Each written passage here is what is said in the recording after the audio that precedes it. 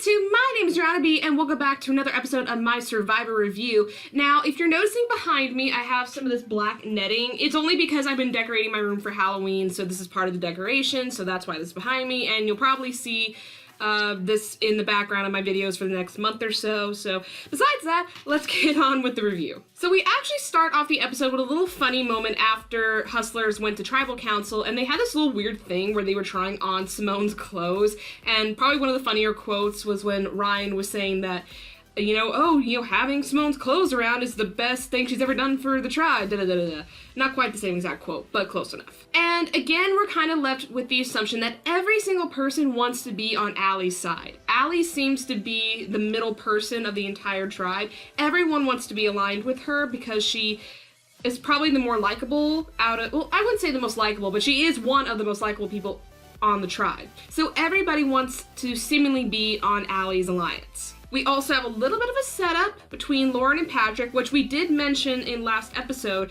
but now this is the beginning and it's going to escalate as the episode goes on, and I'll talk about that here in a second. And then back to Heroes Camp, we have Ben and Chrissy, like we said last week, were actually a two-person alliance, just formed a new alliance, and now they're looking for a number 3.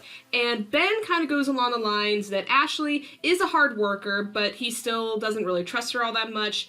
Ben and Alan have been together since the beginning, but he's very unpredictable and kind of a hothead. And then JP is kind of like the provider, but his head's not really in the game. Kind of like how I would describe Ozzy the first time he ever played Survivor. He was the provider, he was great in challenges, but was he really in the game of Survivor? Not really. So basically, it's the conflict here of, are Ben and Chrissy going to try to find someone in their tribe to make them number 3, or are they just going to stay a twosome and maybe just go from, tribal to tribal to see how it goes? Also, we had another little funny moment with Alan and the coconut. Poor Alan. I mean, he is an NFL player. You would think that he can easily open a coconut, but apparently, training for the NFL and opening a coconut, they don't quite mesh together. And then we go to Healers Camp, where we have a little romance between Cole and Jessica. And Jessica actually may have some feelings for Cole. It wasn't just Cole liking Jessica. It may be kind of a mutual thing. I actually may think there may be an actual romance this season, but who knows? I mean, there may be a romance on the show, but then it actually doesn't happen in real life. And because Cole and Jessica are so tight, Cole decides to tell Jessica about Joe's hidden immunity idol, which is a big trusting move for him to make, but also that became kind of a downside when Cole decides to tell Rourke and Desi on the tribe as well that he has the idol. Basically, everyone on camp knows that he has the idol with the exception of Mike. And this kind of went against what Jessica wanted to do, which is to keep it secret between the two of them so that they can make a more informed decision if they actually went to Tribal Council that night or if they were stayed safe. So that may break up this little courtship we got going on here. And then back to Hustlers Camp, we had Patrick who, oh boy, Patrick, we're gingers, and I should be able to root for you on that respect, but I'm sorry, Patrick does not know how to play the game of Survivor. And I'll make a few points later, but first off, he decides to look for the hidden immunity idol in front of everyone. That is Survivor 101. You never look for the idol in front of where people can see you, because it's blatantly obvious. At least if you were away by yourself, you can make some excuse and only have a slight suspicion that you're looking for the idol. But if you're out in front of everyone looking for the damn thing, everyone knows, big target on your back. So then we move on to the immunity challenge, where yet again, healers win, but they actually took second place because the heroes actually won first place. So they get chickens, and then healers get eggs, and that leaves with hustlers, the losers, and they are going back to Tribal Council. And on the Tribal Council chopping block, we have Patrick, and then we have Lauren, only because she is the oldest member on the Hustler Camp, and I feel like she just hasn't blended in with everyone, and she seems like, I don't know, she just seems like the outsider. And back to what I was saying earlier about Patrick not being able to play the game, he decides to, as a gentleman and as a good gesture of faith, I have no idea, he decides to go and talk to Lauren in the water and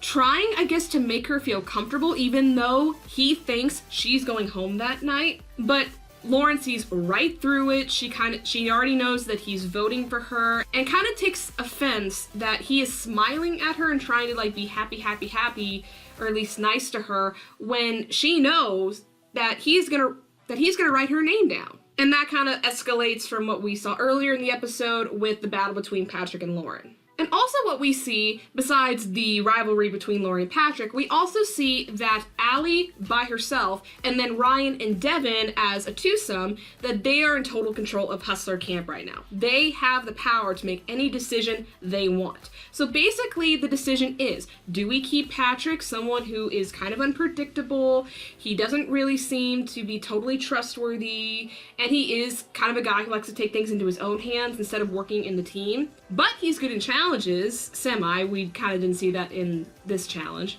Or do we take Lauren, who is more loyal, who will be your ally in an alliance, which is very good? Or do you risk having someone who doesn't feel like she fits in, and we haven't really seen what she's done in challenges as of yet?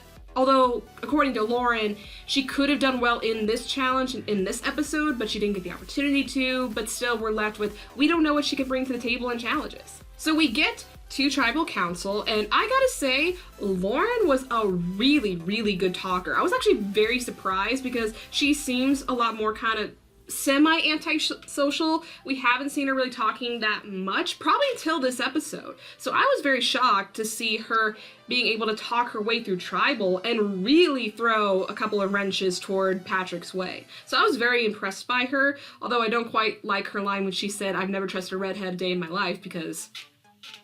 But I gotta say, I was very impressed by Lauren. I don't know what this is gonna mean for her future game, but I really do think she has a good chance, because now I see she's a player. She wants to be here and she will do whatever it takes for her to stay. And that's what it takes to be in Survivor. So we get to the vote, and yes, Patrick was blindsided hugely, and he was very upset by this.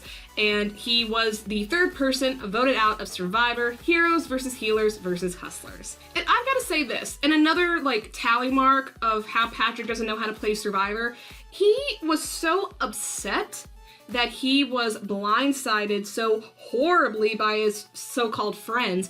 And I'm sorry, if you're ever thinking about playing Survivor, or if you ever get on Survivor, it's a game of deception, lying, backstabbing. It's all about that. If you come into this game expecting to make lifelong friends and expecting them to not hurt you in your game, then you shouldn't be on the show. It's what the game is all about.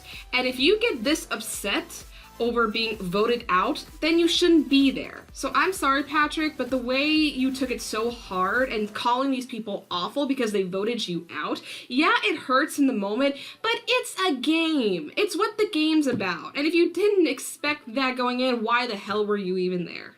So off of that kind of slam bandwagon there, previews for next episode are mostly that we have two big words, and two big words that can truly affect the entire, or the rest of the game.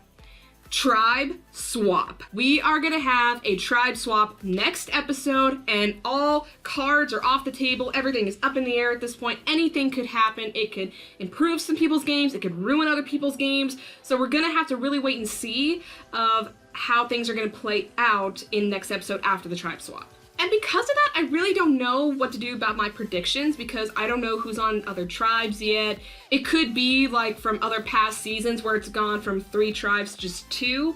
And if that's the case, that may change some dynamics up a bit. But again, we don't know who's on what tribe, so I can't really predict about who could go home. I do have a couple of names that I could read that are more in trouble.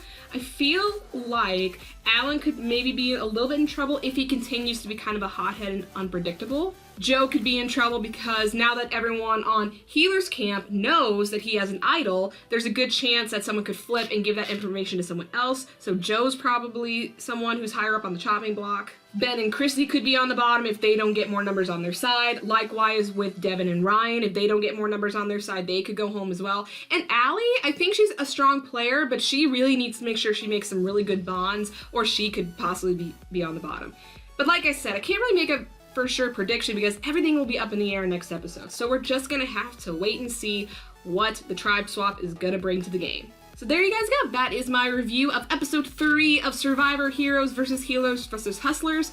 Every time I say that, I feel like it's a big mouthful. But anyway, I'm gonna end the episode here. If you like it, please give it a thumbs up. Leave me comments down below. What did you think of this week's episode and all the shenanigans that happened in the episode? And if you want to see my future videos or videos I've already done, go ahead, hit subscribe and hit the little bell icon so you can be notified when my videos come out. And that's all I have for you guys today. And until the next video, bye! Mwah.